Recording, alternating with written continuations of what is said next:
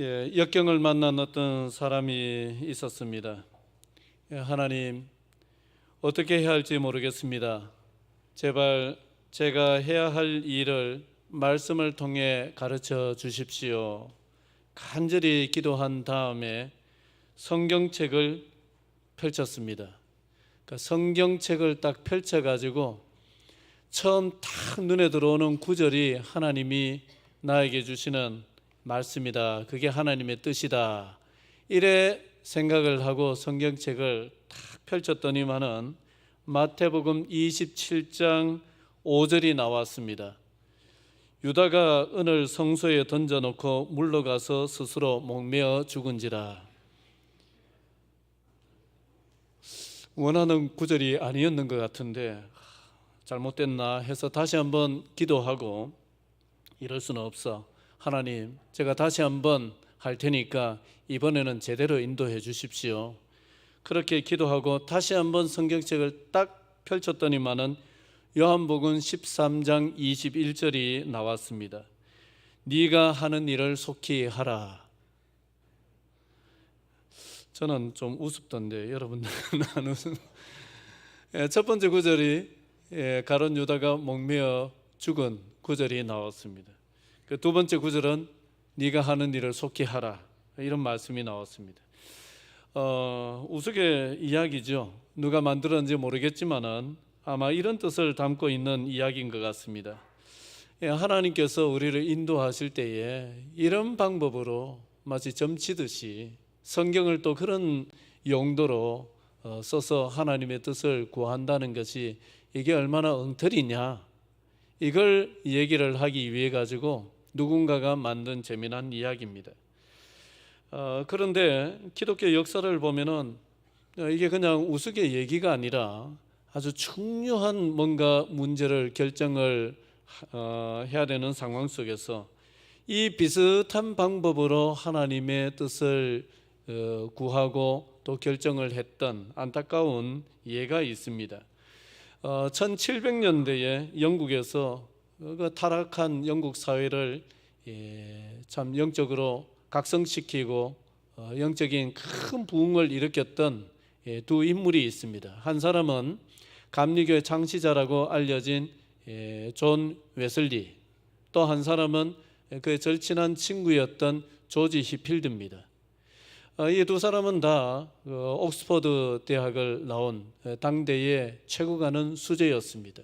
그리고 청년 시절 때부터 굉장히 경건한 삶을 살았던 신실한 사람들이었습니다. 둘이는 또 청년 시절 때부터 서로 알고 지낸 막역한 사이이기도 했습니다. 그런데 시간이 지나자 두 사람은 신학적으로 서로 갈리기를 시작을 했습니다. 한 사람은 칼빈주의의 신학, 장로교 신학 쪽을 더 따르고, 한 사람은 알미니우스주의라고 장로교 칼빈주의하고는 상당히 다른 신학을 가진 그쪽을 또 따르고, 이런 문제가 발생을 했는데 그때에 존 웨슬리가 책을 한 권 출판을 하고자 준비를 하는데, 그 책이 출판이 되면은 이제 조지 히필드하고는 영 등을 돌리게 되는 것입니다. 그리고 굉장한 신학적인 논쟁을 영국 사회에 불러일으키게 되는 것입니다. 조지 히필드는 제발 그 책을 출간하지 말라고 간곡한 부탁의 편지를 했습니다. 그런데 존 웨슬리는 이 중대한 문제를 결정을 하는데 어떻게 했느냐 하면은 제비뽑기를 했습니다. 통 안에다가 출판하라 라고 쓴 종이를 몇 장 써놓고, 그 다음에 또 출판하지 마라 라고 쓴 종이를 자기가 써가지고 집어넣고, 이래가 통을 흔들어 가지고 자기가 이제 뽑는 거죠. 그 뽑아서 나오는 게 누구 뜻이다? 하나님 뜻이다. 뽑았습니다. 그 출판하라 라고 적은 종이를 뽑은 거예요. 그래서 출판을 했고, 영국 사회는 엄청난 그 파장이 일어나고, 또 자기의 막역한 친구였던 조지 히필드하고는 완전히 이별하게 되었습니다. 결별하게 되었습니다. 그런 사건이 실제로 있었습니다. 그러니까 그 중요한 문제를 처리하는 방식치고는 사실 너무 어이없는 방식이었다. 그렇게 생각이 되는 것이죠. 오늘은 그 주기도문의 6개의 강구 중에 세 번째 강구인 뜻이 어디에서 이루어진 것 같이, 하늘에서 이루어진 것 같이 어디에서도 이루어지기를 원합니다. 땅에서도 이루어지기를 원합니다. 이 기도를 오늘 생각을 해보겠는데, 이 기도의 핵심은 어렵지 않습니다. 하늘은 저 보이는 파란 하늘이 아닙니다. 하나님이 저 파란 하늘에 계실 리도 만무합니다. 옛날에 과학이 발달되기 전에는 저 파란 하늘에 하나님이 계신다고 생각을 했더랬겠죠. 그런데 로켓 타고 올라가 보니까 파란 하늘에 계세요? 거기 하나님 집이 있어요? 그렇지는 않잖아요. 하나님은 어디든지 계시고요. 또 이 우주를 만드신 하나님은 우주가 담을 수 없는 크기의 하나님이신데, 도대체 하나님이 어디 계신지, 하나님은 어디든지 계시겠죠. 여기서 하늘이라는 곳은 하나님의 뜻이 이루어진 곳이다, 그렇게 생각을 하시면 됩니다. 땅은요? 땅은 그 상대적인 개념이죠. 하나님의 뜻이 이루어지지 아니한 곳. 그런데 여러분, 하나님의 뜻이 이루어지지 아니한 곳은 사실 우리 인간 세상에 국한됩니다. 하나님이 만드신 많은 이 피조 세계를 보면은 다 하나님이 만드신 자연의 이치, 법칙, 거기에 불응하고 살아갑니까? 순응하고 살아갑니까? 불응하고 살아갑니까? 순응하고 살아갑니까? 순응하고 살아갑니다. 유일하게 하나님이 만드신 많은 피조물들 중에 하나님의 뜻을 보란 듯이 역행하면서 살아가는 유일한 존재가 뭡니까? 뭡니까? 옆 사람 보지 마시고 그걸 보시고 대답을 하세요. 누굽니까? 사람, 우리입니다. 우리. 하나님의 형상으로, 하나님의 모양으로 지음 받았다고 얼마나 우리가 자부심을 가집니까? 그런데 정작 하나님의 형상을 제일 닮도록 만든 우리 인간이 유일하게 하나님의 뜻을 역행하면서 그래 살아갑니다. 그래서 뜻이 하늘에서 이루어진 것 같이 땅에서도 이루어지기를 원합니다. 이 기도는 하나님, 제발 우리 인간들이 이 교만이 꺾이고 하나님의 뜻에 순응하면서 사는 그런 세상으로 바뀔 수 있도록 하나님 그렇게 역사해 주십시오. 이런 기도입니다. 그래서 인간들이 하나님의 뜻에 순종하면서 살아가게 해달라. 탐욕을 버리고 공평을 따를 수 있도록 해 주십시오. 미움시기 질투를 버리고 화평을 쫓아 살아가는 우리 인간들이 되게 해 주십시오. 그리고 분노를 버리고 온유를 따르는 인간들이 되게 해 주십시오. 이런 기도입니다. 이러한 기도이기 때문에 어렵지는 않습니다. 그런데 오늘은 뜻이 하늘에서 이룬 것처럼 땅에서도 이루어지다, 이 기도를 조금 개인적인 차원에서, 실제적으로 우리가 살아가는 우리의 삶의 차원에서 한번 생각을 해봤으면 좋겠는데요.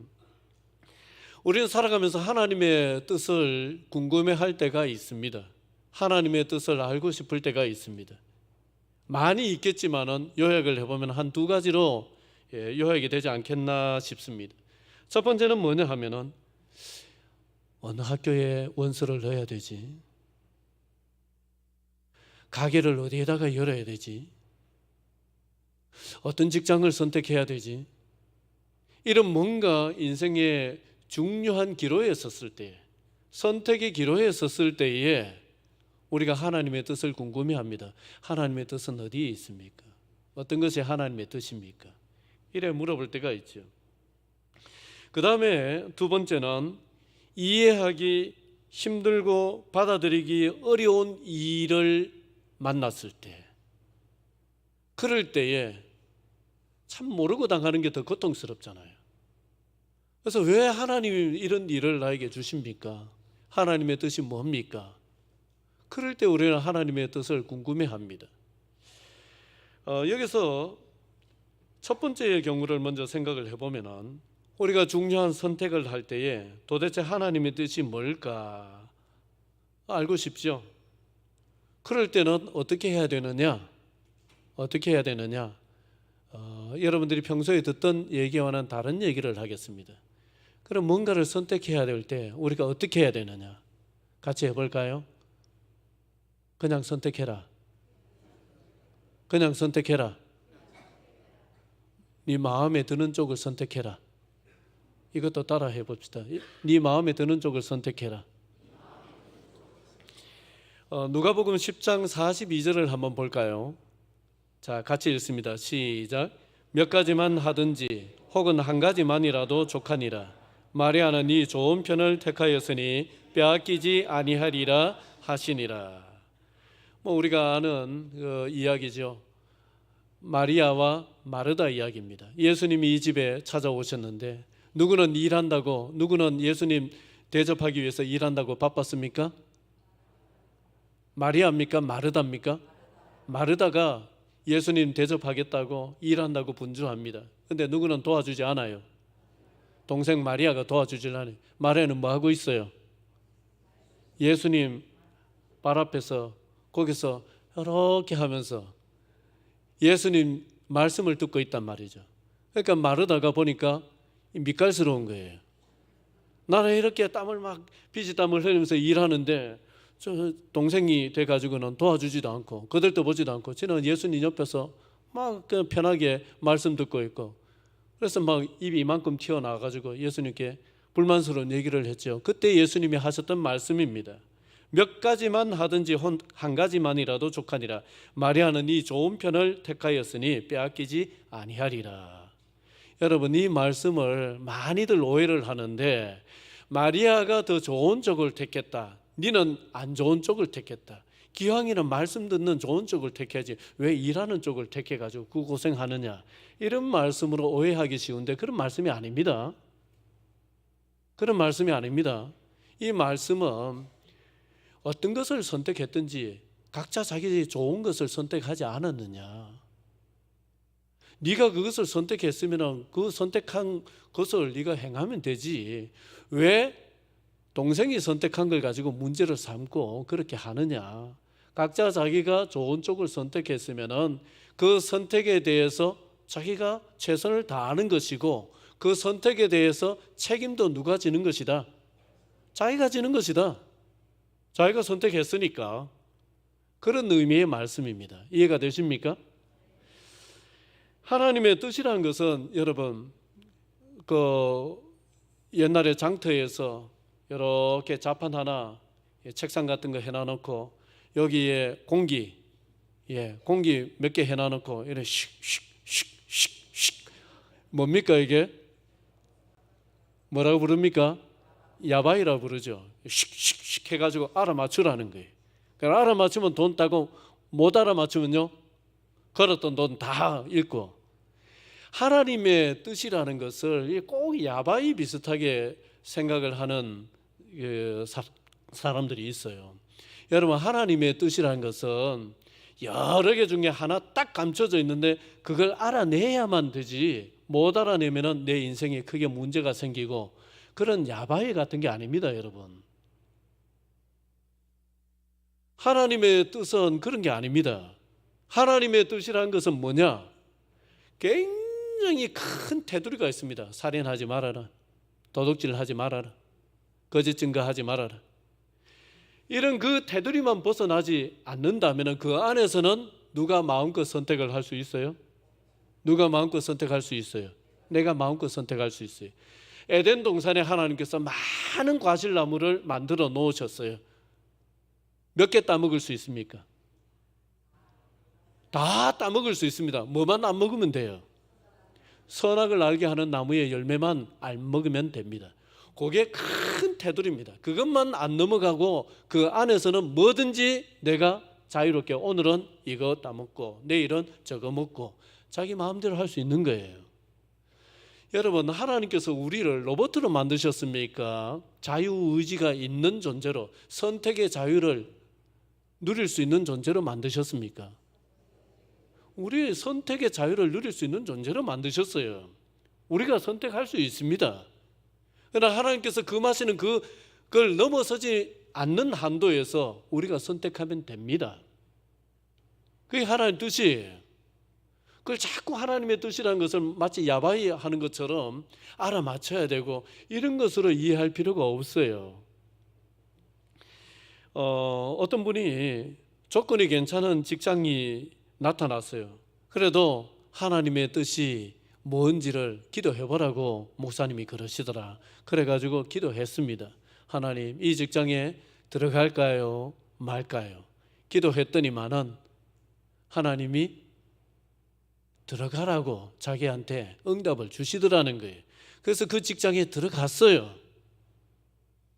들어갔는데 1년이 되지 못해가지고 그 직장 생활이 너무 어려워져가지고 이제 또 이렇게 기도합니다. 하나님, 이 직장에 계속 있는 것이 하나님 뜻입니까? 나오는 것이 하나님 뜻입니까?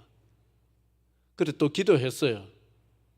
그래 또 이분 마음에는 하나님의 뜻이 어떤 게 하나님 뜻이라고 마음에 왔을까요? 어떤 게? 있어라, 나와라, 나와라. 누가 원하는 대로 하나님의 응답을 주세요? 자기가 원하는 대로 하나님의 응답을 주시는 것 같아요. 그 나왔어요. 나중에 알고 보니까 이분이 왜 그 직장이 어려웠느냐 하면은 그 직장 생활을 하는데 좀 불성실하게 했어요. 맡겨진 일을 펑크를 내는 거예요. 그럼 누가 대신 메꿔 넣습니까? 주변에 있는 다른 사람들이 메꿔 넣어요. 무단으로 결석을 해버려요. 또 누가 힘들어져요? 직장 동료들이 힘들어져요. 그럼 그 직장 동료들이 좋아해요? 안 좋아해요? 안 좋아해요. 안 좋아하니까 자꾸 눈치를 주고 안 좋은 표를 내고 이러니까 직장 생활이 어려워져요. 그래서 하나님 여기 계속 있어야 될까요? 나와야 될까요? 하나님의 뜻을 구했다는 거예요. 여러분, 그때 하나님의 뜻을 구할 필요 있습니까? 없습니까? 있습니까? 없습니까? 그때 하나님의 뜻을 구하는 것은 어떤 용도냐 하면은 그래도 내가 책임을 좀 모면하려고, 내가 다 책임지지 않겠다는 그런 이제 심리적인 이런 게 이제 작동하는 것이죠. 여러분, 직장을 선택할 때에도 물론 우리가 기도해야 되겠지만은 여러 가지 조건을 봤을 때에 이게 참 내가 이 직장에 다니면은 여러모로 도움이 되겠다. 그러면 선택해서 다니면 됩니다. 그리고 그렇게 내가 선택을 했다면은 그 다음에 내가 선택한 것에 대해서 내가 어떻게 해야 되는 거예요? 최선을 다하면 되는 거예요. 그게 하나님 뜻이에요. 그리고 설령 거기에 들어가서 뭔가 문제가 생겼다 그러면 누가 또 책임을 져야 됩니까? 누가 책임을 져야 되는 거예요? 그 책임을 하나님께 또 맡겨야 됩니까? 내가 져야 되는 겁니까? 여러분, 내가 져야 되는 거죠. 누가 선택했기 때문에. 내가 선택했기 때문에. 그게 하나님 뜻입니다, 여러분. 우리 너무 운명론적으로 하나님 뜻이 뭔가 결정되어 있는 것처럼, 그래서 또 문제가 생기면 다 누구 책임으로 돌려버리고 하나님 책임으로 돌려버리고. 여러분, 인샬라라고 들어봤습니까? 인샬라라고 들어보셨어요? 여러분, 무슬림들, 이슬람교에서는 주로 하는 말이 인샬라 그럽니다. 인샬라가 무슨 뜻이냐? 다 신의 뜻대로, 신의 뜻대로라고 하면서 문제가 생겨도 누구 책임? 신의 책임이라는 거예요. 다 신께 전가시켜 버립니다. 이게 성경이 가르치는 올바른 기독교 신앙이 아닙니다. 성경이 가르치는 올바른 기독교 신앙은 하나님께서 우리를 하나님을 닮은 존재로 만드셨다.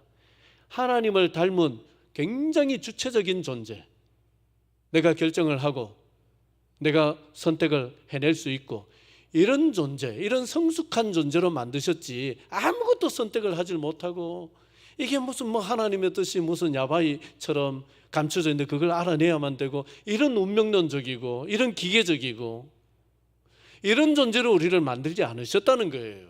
우리를 주체적인 존재로 만드셨어요. 그렇기 때문에 누가 선택해내면 된다, 누가 선택하면 된다, 내가 선택하면 되는 거예요. 그게 살인이 아니면은, 그게 도둑질이 아니면은 내가 선택하면 돼요. 선택을 하고 최선을 다하고 책임도 누가 지고 내가 지면 되는 것입니다. 이게 성경이 우리에게 가르치는 삶의 자세인 것입니다.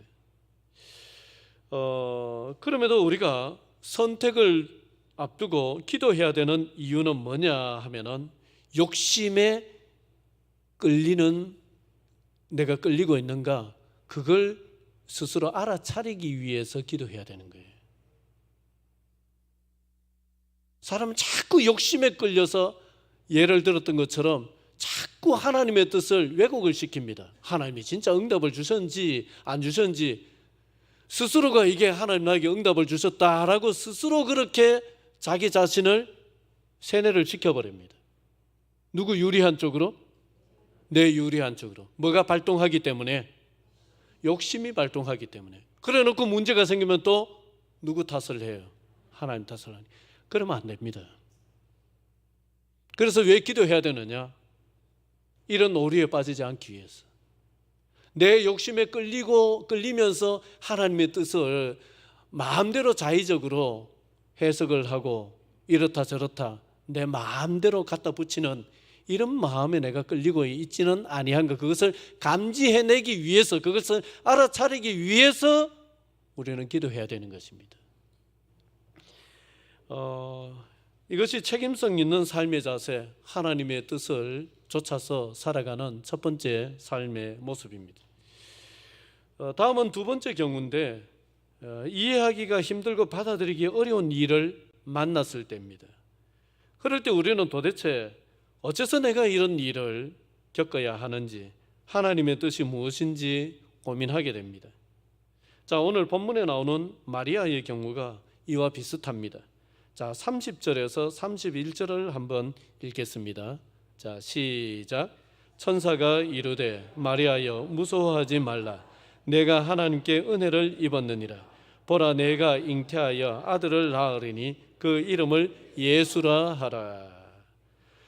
지금 이제 천사가 마리아에게 나타나서 아들을 낳을 것인데 이름을 예수라 해라. 이래 수태고지를 하는 장면인데, 여러분 이때 마리아는 결혼을 한 상태입니까? 결혼하기로 약속만 해놓은 상태입니까? 약속만 해놓은 상태입니다. 정혼한 상태입니다. 아직 처녀의 몸입니다. 그런데 처녀의 몸인데 배가 불러와서 애를 놓으면 어쩌잔 말입니까? 다른 사람들은 이게 하나님의 능력으로 이루어진 일이라고 다 인정을 해줄까요? 가족들도 믿기 힘든 일인데 남이 어떻게 그걸 다 인정을 하겠습니까? 그러니 아무리 하나님이 하시는 일이지만은 마리아 입장에서 보면은 목숨이 왔다 갔다 하는 일이에요. 유대 사회가 얼마나 엄격한 사회입니까? 간음했다고 사람을 돌로 쳐서 죽일 수 있는 그런 무시무시하고 엄격한 사회입니다. 살벌한 사회였습니다. 그런 사회에서 아가씨가, 처녀가 배가 불러와서 애를 낳았다. 이게 하나님이 하시는 일입니다. 아무리 얘기를 한들 누가 믿어주겠으며 얼마나 이게 위험천만한 일입니까? 그런데 이게 하나님의 뜻이니까 받아들이라는 거예요. 미국의 어떤 선교사님 이야기입니다. 오래전 이야기입니다. 청년 시절 선교 집회에 참석을 했다가 큰 은혜를 받고 선교사가 되기로 하나님께 서원을 했습니다. 하나님과 한 서원을 지키기 위해서 신학 공부도 열심히 했습니다. 그리고 또 선교 훈련 단체에 들어가서 선교 훈련을 받는데 낮에는 직장에서 열심히 일을 하고 밤에는 거기까지 달려가서 차 타고 가서 선교 훈련을 받습니다. 그러다가 어느 날 교통사고가 났어요. 큰 교통사고가 나서 이제 정신을 잃고 시간이 얼마나 지난지 모르지만은 깨어나 보니까 다리가 하나 없어졌어요. 너무 많이 부서져서 이것은 고칠 수가 없는 정도로 완전히 다리가 부서져 가지고 다리를 절단하지 아니하면 생명에 지장이 있는 정도가 되어서 다리를 절단을 해버렸습니다. 너무나 큰 충격을 받았습니다. 그 충격이 어느 정도 익숙해질 때쯤 걷잡을 수 없는 분노가 이제는 막 치밀어 오르기를 시작을 합니다. 하나님, 제가 제 혼자 잘 먹고 잘 살자고 그래 했습니까? 내가 하나님 일 하겠다고 선교사가 되고자 이렇게 낮에는 일을 하고 밤에는 훈련을 받기 위해서 그렇게 애를 쓰고 노력을 했는데, 하나님 그러면은 저를 좀 도와주셔야 되지 않습니까? 적어도 이런 일은 막아주셔야 되지 않습니까? 제가 이렇게 다리 한 짝이 없이 어떻게 제가 선교를 갈 수 있겠습니까? 그때부터는 그저 분노였습니다. 인정할 수도 받아들일 수도 없었습니다. 시간이 한참 지났습니다. 그래도 그 선교 훈련 과정은 다 마치고 어찌어찌 선교사가 되었습니다. 그렇지만은 마음 한편에는 여전히 하나님을 향한 원망스러운 마음이 마음 한편에 자리 잡고 있었습니다. 그리고 다리를 절단하고 거기를 고무로 된 의족으로, 옛날에는 고무로 만들었었거든요. 고무로 된 의족을 이래 차고 다니기 시작한 그 이후부터 자존감은 한참 떨어지고 자신감도 한참 떨어져서 굉장히 자기 자신이 참 이래 자신이 없고 초라하게 느껴지고 그런 상태가 되었습니다. 그래서 하나님 앞에 서운한 것은 있으니까 하나님 앞에 원망스럽고 서운한 것은 많아도 선교를 가야 되겠다, 그래 해서 선교지 지원을 했는데 나는 알아주는 선교지 갈 자격이 못 돼, 내 같은 사람은. 그래서 브라질에 있는 그 아마존 밀림 지역에 아무도 가지 않는 곳에 자기는 그냥 거기에 가겠다라고 지원을 해서 그 파송을 받아가지고 아마존에 있는 밀림 지역에 선교를 가게 되었습니다. 그런데 거기는 얼마나 위험한 곳인지, 거기는 아직까지 문명과 담을 쌓고 사는 원시 부족들이 있는 곳이었습니다. 지금도 그런 곳이 있습니다만은 오래전이니까 더 있었겠죠.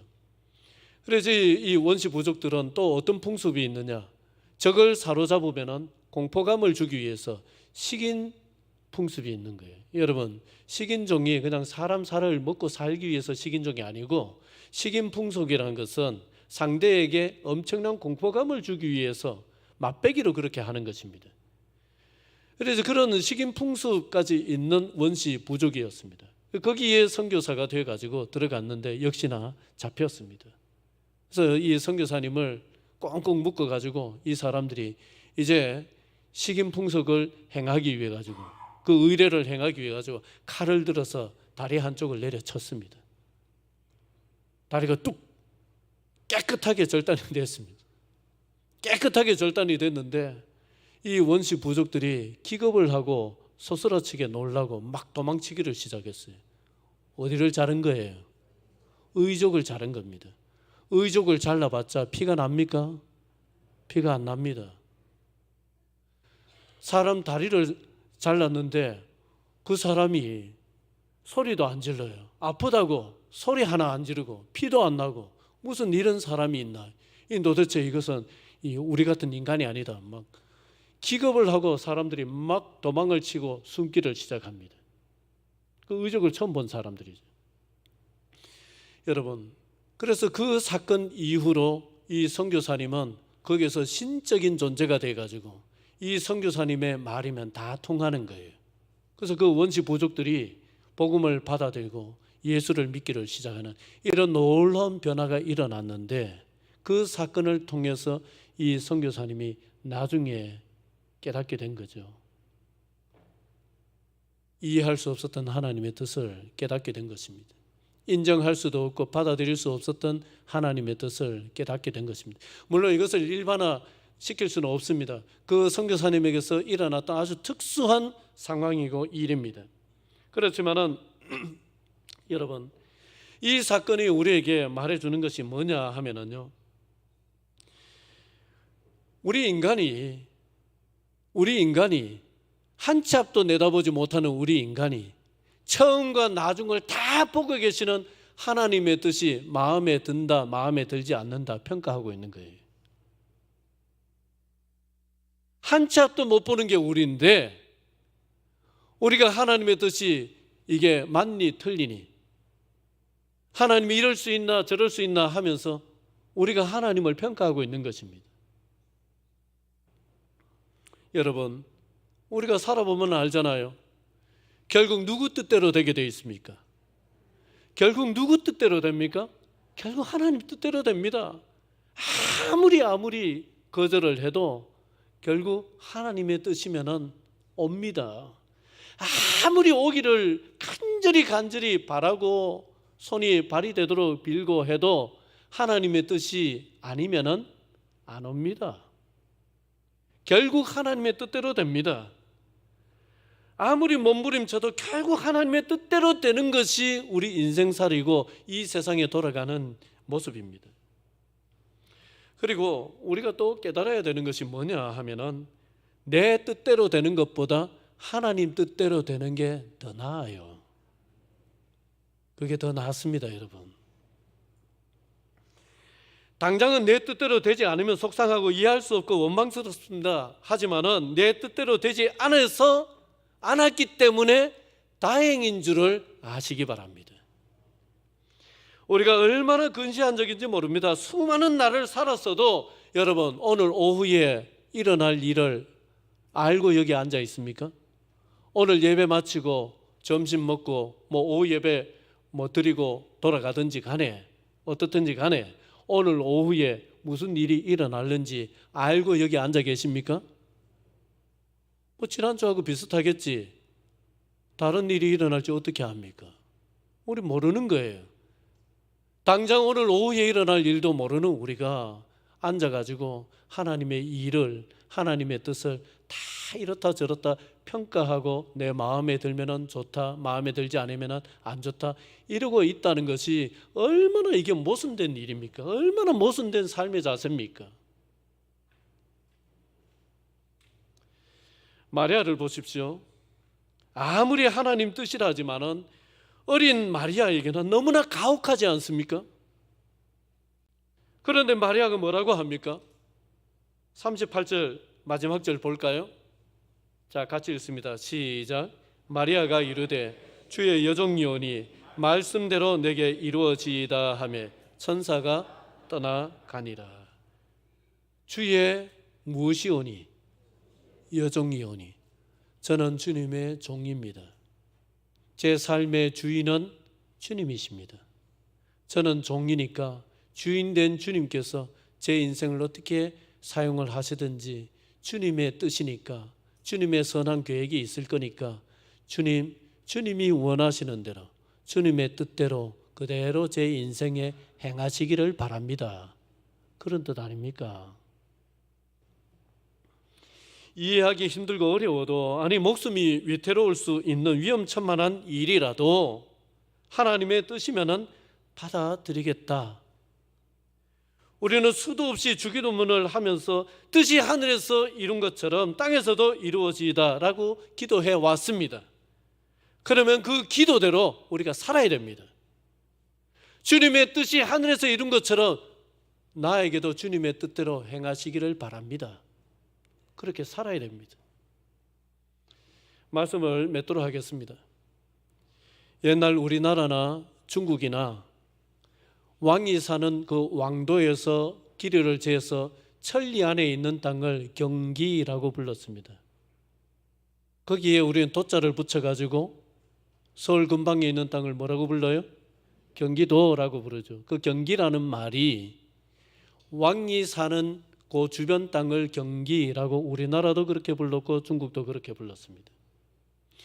자, 만약에 조선시대에 실제로 있었던 일인데 대동법이라는 법을 시행을 할 때에 한꺼번에 전국적으로 다 시행을 하질 않습니다. 어디에 시험적으로 먼저 시행을 해봅니까? 왕이 사는 그 지역, 경기 땅에 먼저 시행을 해보고 난 다음에 그 법이 이게 잘못된 게 뭐가 있고 뭘 개선을 해야 되고 이런 걸 다 검증을 하고 난 다음에 전국으로 확대해서 실시를 하였습니다. 여러분, 저와 여러분이 경기 땅입니다. 경기 땅. 저와 여러분이 경기 땅이 되어야 됩니다. 왕이신 하나님께서 하나님의 뜻을 이 땅에 이루어 가고자 하실 때에 하나님, 제 인생을 먼저 시험해 보십시오. 하나님께서 하고자 하시는 일을 제 인생에 먼저 시험해 보십시오. 저에게 먼저 해 보십시오. 제가 제 삶을 내어드리겠습니다. 하나님 그래 해보시고 하나님 마음에 합당하시면은 더 많은 사람들이 하나님의 뜻에 하나님의 그 은혜를 누릴 수 있도록 하나님 그렇게 행하시기를 바랍니다 라고 내어줄 수 있는 신앙이 되어야 됩니다. 그게 뭐냐? 뜻이 하늘에서 이룬 것 같이 땅에서도 이루어지이다 라고 기도하는 사람의 자세입니다. 여러분, 하나님의 뜻대로 됩니다. 하나님의 뜻대로 되는 것이 내 뜻대로 되는 것보다 훨씬 더 나와 내 가족과 우리 모두에게 더 유익이 될 줄로 믿습니다. 기도드리겠습니다.